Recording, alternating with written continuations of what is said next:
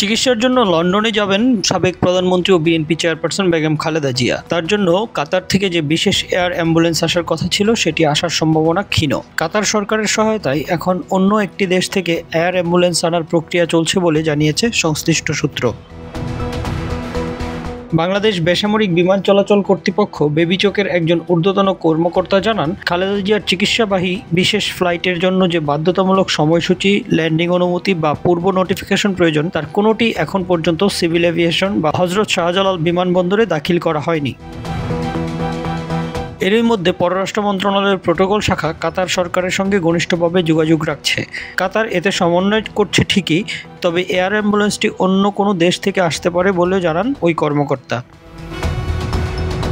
কূটনৈতিক তৎপরতা অব্যাহত থাকলেও এখনও ফ্লাইট প্ল্যান জমা না পড়ায় খালেদা জিয়ার বিদেশ যাত্রার সম্ভাবনা কম বলেও জানান তিনি।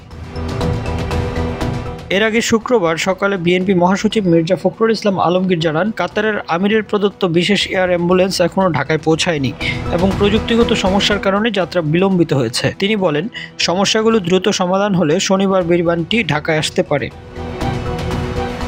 মির্জা ফখরুল বলেন, ম্যাডাম ভ্রমণে সক্ষম হলে এবং মেডিকেল বোর্ড অনুমতি দিলে ইনশাল্লাহ তিনি রোববার রওনা হবেন। বিএনপির পক্ষ থেকে জানানো হয়েছে, জার্মানি থেকে আসছে বিএনপি চেয়ারপারসনকে বহনকারী এয়ার অ্যাম্বুলেন্স। জার্মানির এয়ার অ্যাম্বুলেন্স কোম্পানি থেকে ভাড়া করে হলেও যাবতীয় ব্যবস্থাপনা করছে কাতার কর্তৃপক্ষ। এয়ার অ্যাম্বুলেন্সটি আগামীকাল বিকাল 5টায় অবতরণের কথা রয়েছে। প্রয়োজনীয় অবতরণ অনুমতিও সম্পন্ন হয়েছে।